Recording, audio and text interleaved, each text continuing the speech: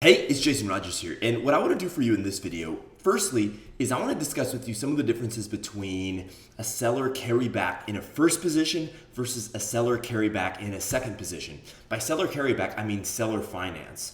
I also want to talk to you about whether or not that seller carryback, if put in a second position, will count as equity in your deal and what things you can do to influence whether or not a bank, if you're going to procure the first position loan from a traditional bank, how you can get that bank to really allow you to count the seller carryback second position note as equity. I also want to dive into some financials here and run through a mock deal. But first things first, let's talk about the seller carryback from the first position. Now, you're generally going to procure a seller carryback first position note when you have a strong rapport with the seller and or when the seller is simply extremely motivated to sell and he or she knows that your deal will be difficult for you to finance using traditional finance. Now, what I would say is that I would not go to the seller day one and ask for seller finance. At least from my experience, I found that to be a mediocre strategy at best. What I would do instead is that I would assume you could procure the finance, and only if and when you find real challenges in procuring finance from a traditional bank, you try the SBA route, you try commercial debt, maybe even talk to hard money lenders, though the interest rates there are going to be higher, right? But you explore different financing options, and only when you find it very challenging for you to procure that first position financing from a traditional bank or a traditional lender, only then would I really go to the seller and let him or her know, let the seller know, hey, we're having a difficult time procuring this first position financing because of X, Y, or Z reasons. And ideally, it's best if those reasons are based on things the seller does not have in the deal, right? Maybe your deal's too rural, or there's not a strong enough statement of cash flows over the last 3 years, or fill in the blank, right? Some challenge that's keeping you from getting the deal financed that lenders aren't liking, that's a result of the business itself. That's really a great entrance for you to bring up the first position seller finance option of, hey, if you want to get this deal done, you may need to carry the paper because after we spoke with every single bank within a 50-mile radius of your deal, here's what we're finding. Here are the challenges we're seeing. We weren't even able to procure finance from the SBA program from 3 of these different banks that we talked to for your deal, right? So for that reason or these reasons, we'd like you to consider using seller finance if you really want to sell. If the seller is motivated and he or she knows you've really worked hard to get the finance, and if you've put together a great team so that the seller knows you're not just some Joe Schmo, but you actually have a great team behind you, and your great team collectively is saying, yeah, this deal's not going to get financed traditionally, that is a lot more leverage to actually get you to get the seller finance. Of course, too, for the first position seller finance note, it's worth articulating to the seller some of the benefits that carrying the paper on that first position note will really have. Namely, he's going to pay less in taxes and capital gains, and he's going to accrue, or she's going to accrue, the seller's going to accrue interest income, right? Because they may loan you 80% or 100% of the deal. 100% is great if you're able to procure that, right? But they may loan you 80 or 100 or 70% of the deal at a, say, 6% interest rate, right? So you're generating interest income. So that's obviously a benefit as well for the seller. But now let's talk about the seller carryback in the second position. This is a different animal. This is where the seller basically says, hey, if you can bring me 80% of the money up front, then I'll carry the final 20%. The seller will do that pretty regularly. For them, they're pretty happy. Look, I'm going to get most of my cash paid up front. I'm going to get a little bit of interest income on the back end from that second position carryback note. Everything's gravy for them. The big question becomes, will the banks go for it? And this is really the more complicated topic. And it's not as simple as yes or no. Although the simple answer is it depends. It depends on a host of factors, including the deal itself. Is it a hot deal? The asset class that the deal's in, right? Does the bank have a favorable viewpoint towards that asset class? Next, it depends on you, the collective you individually, as well as your leadership that you've assembled, right? Your board of directors, your advisory board. It also depends on the management team that you'll be procuring when you buy this asset. Is it a strong management team?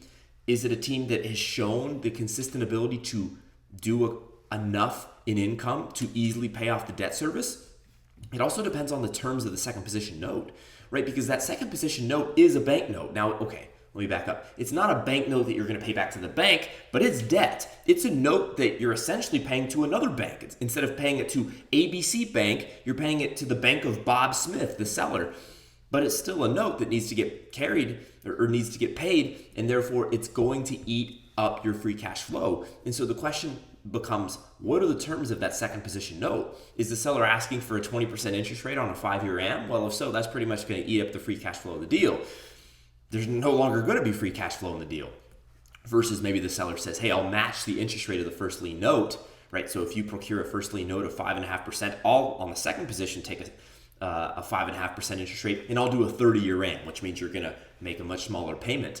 Well, that's very different. The bank will be much more open to allowing that equity or that seller finance to count as equity. Again, if the terms are such that you're not paying nearly as much to the seller. Because here's what I can tell you after having met with tons of banks from the West Coast all the way near to the East Coast, right? I can tell you that banks are always trying to get theirs first. They always want to know they're going to get theirs first. That's why banks will only ever consider a first position note, because they don't want to play around with the idea of, hey, somebody's going to eat before me. That just is not something they really go for at all. Another thing that's going to influence whether or not that seller carryback counts as equity is, are you dealing with the SBA program or are you dealing with a traditional private commercial note, right? A traditional bank note from a bank where it's their money and they're on the hook for it, they're going to be a lot more conservative than if they're backed by the government through an SBA program. So if you're able to get through the SBA program, you can probably almost certainly negotiate that seller carryback second with greater confidence, right? You can negotiate that more likely because, again, if the loan goes bad, it's not the bank that's on the hook with the SBA, it's largely the government. Now, sometimes I've heard that the government will back 50%, and then the bank's on the hook for the other 50, but it de-risks the deal for the bank. So that's obviously a relevant factor. But those are some of the influences about the seller carryback, both on the first position and on the second position, regarding both carrying really the debt portion as well as the equity portion. Now let's dive into a deal here. One second, I'm gonna get some coffee here. It's top of the morning for me. Let's get into this. Okay, let's dive in now to this deal that I just pulled on the internet. Like I've done with a lot of these recent videos. I just find these things. I just Google these deals. Now, I'm not suggesting, let me make a big disclaimer, I'm not suggesting that you find deals on the internet. The only reason I'm doing this is because I want to give you lots of relevant examples from different sectors. But again, the best and hottest deals are going to be found off market. But anyways, in this particular deal, the seller is asking for $3.99 million. He's doing $1.3 million in EBITDA. Let's find how many times earnings is the seller asking for. How many times earnings? Let's move everything out. Real simple here. We just take the asking price divided by the EBITDA.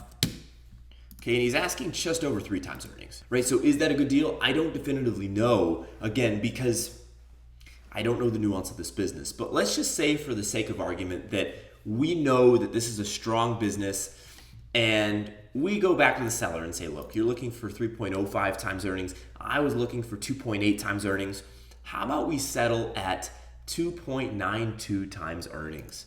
We will offer you 2.92 times earnings, which equals sum EBITDA times 2.92. Okay, you're asking for 3.99. We're gonna offer you 3.814. And let's just say, boom, accepted, right? Offer accepted.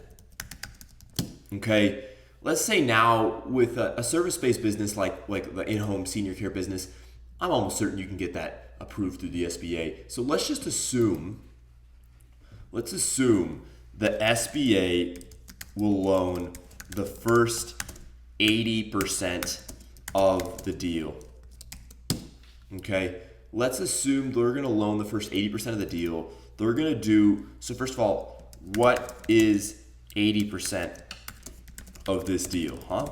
That's an important question. What is it? Well, let's figure it out, right? So we have this number times 0.8. Okay, that's how much they're saying we're going to loan, okay? We'll loan you that much. So, okay, so what that means now is we need to come up with another ideally another 30%, because we don't just want to get to the total price. We want to overfinance this sum so that we have some working capital in our back pocket. Easier said than done, and through traditional M&A, you're usually expected to inject some of your own equity into the deal. But let's just try to do a true none of our own money into the deal. So let's just say we want to come up with another 30%. And what we want to do is we want to go to the seller and see if we can get the seller to carry another 30%, right? So let's do this. What is this times 0.3? Okay, we want the seller to carry this much here. We're going to pay out, we're going to pay out 70%, right? So the agreement is we'll pay Mr. Seller 70%. He finances 30. Right now, if we got the assurance from the bank that we could get 80, why are we only going to pay the seller? Well, because we're going to keep 10% for ourselves as working capital, whether we want to truly have working capital in case of a rainy day, whether we want to cut some bread amongst our team and ourselves, right? But let's just work through this real quick. So we'll pay the seller 70% in cash. He finances the 30%. Okay, and that is what 30% is. Now, let's go back here real quick, because we need to start talking what are the terms that that first of all, let's say the bank says we'll loan this amount here, right?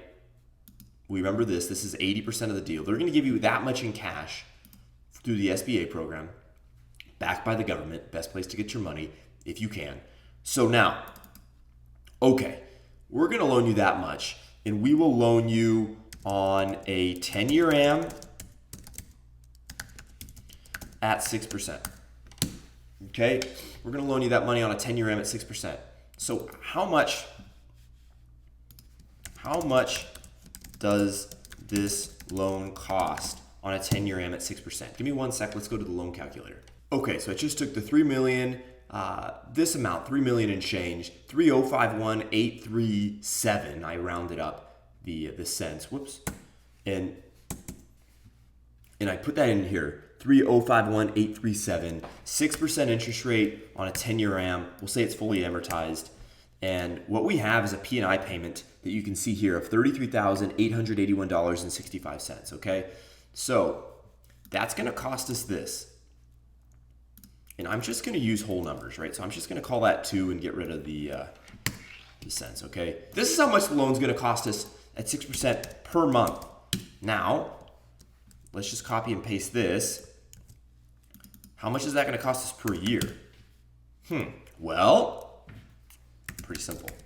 We just take the monthly payment times 12. Okay, so it's going to cost us $406,000 a year. Now, so far we're fine because our EBITDA up here, assuming these numbers are true, and of course we can't do due diligence on a deal that's in an Excel spreadsheet that we're workshopping here live, but you would of course want to do a host of due diligence processes from an accounting perspective, from a financial perspective, from an operational perspective, all of it. You want to check the revenues, you're going to want to check the expenses, and you're going to want to confirm that this number is true, right? But right now we're fine because, yeah, we can make this. We have a 1.3 million in EBITDA. This loan is going to cost us $406,000. We almost have $1 million left. But remember, we're not out of the woods yet. We still need to negotiate the seller carryback second. And this is assuming that the bank is going to go for this seller carryback second. But with the way the DSCR is looking like it'll shape up, we'll do the math on that in a minute, but it looks like that'll be fine. And I'm not going to run the DSCR yet because what I want to do first is negotiate this. So again, we're going to pay the seller 70% in cash. He's going to finance the final 30%. All right. So now let's say, okay, Mr. Seller, we offer you 7% on a 30-year AM, let's say 20, on a 20-year AM, fully amortized. So we're going to pay out over the next 20 years. And let's say he says, screw you, I want 9% and I want it on a 10-year AM. Fine, you can have it fully amortized, but those are the terms we want. And let's say we go back to the seller, come on, man, how about 8? And fine, we'll leave you, right, because before we had it at 9. Let me confirm that. Yeah, before we had it at 9. So we say, no, dude, come on, 8. And fine, the 10-year AM fully amortized, fine. And let's say he says, he spits on the handshake deal, and then you ink it, and there she is, right? So now we need to come up with, we need this much more, the loan of this much more on these terms. So let's enter this into the loan calculator, 1 second. Okay, so 1,144,439, I rounded up the cents. 1,144,439. When I copy and paste, it doesn't work. That's why I have to enter it manually. And we have the 8% interest rate on the 10-year AM. It's fully amortized, so there's no balloon payment. We calculate that, and our principal plus interest payment per month is $13,885.20, right? So this note costs per month, question mark. How much does it cost per month? Boom, it costs that much. This note costs per year.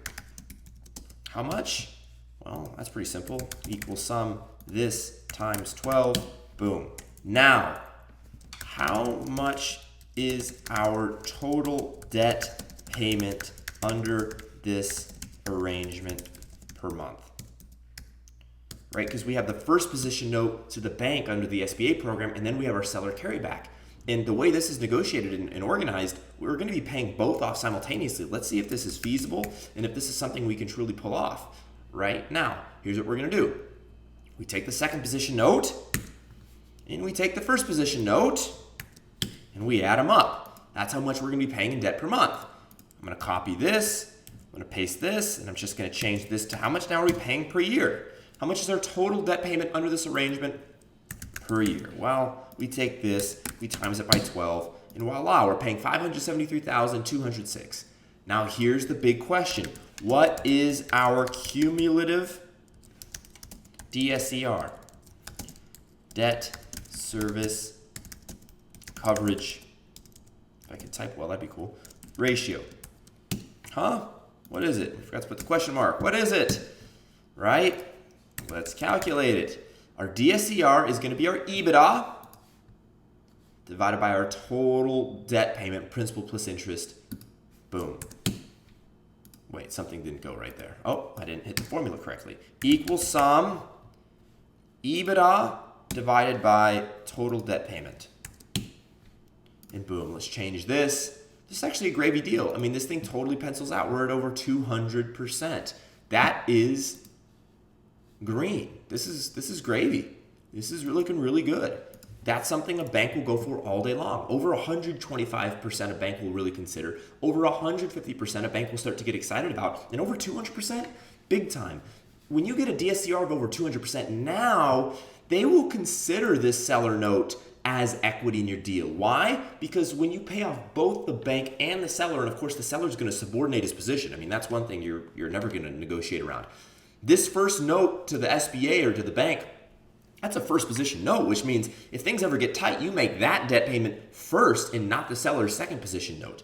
But if you can get the seller to agree to these terms, which he's actually getting good terms, 8% interest rate, that's a good return, right? Try to get 8% return on an open market. If you're a conservative investor, you won't. On a 10-year AM, fully amortized, so he's just going to make that money over the next 10 years. That's steady. Unless if he's really old or she's really old, they're going to be okay with that. That's a great little retirement payout for the next 10 years, right? For the bank, they're backed by the SBA, so it's not really that risky. But the one big elephant in the room is that you negotiated an overfinance of 10% by getting the seller to finance 30 and having the SBA bank and the bank and the SBA agree to go 80. So you're going to need to sell the bank on that. But again, with this right here, combined with a strong executive summary of a world-class leadership team that you've put together, and if this is a strong business that you've done a ton of due diligence in, and you really believe in that gross revenue, that you can increase it ideally, and if you believe that EBITDA is strong, yeah, this is a deal that you can do.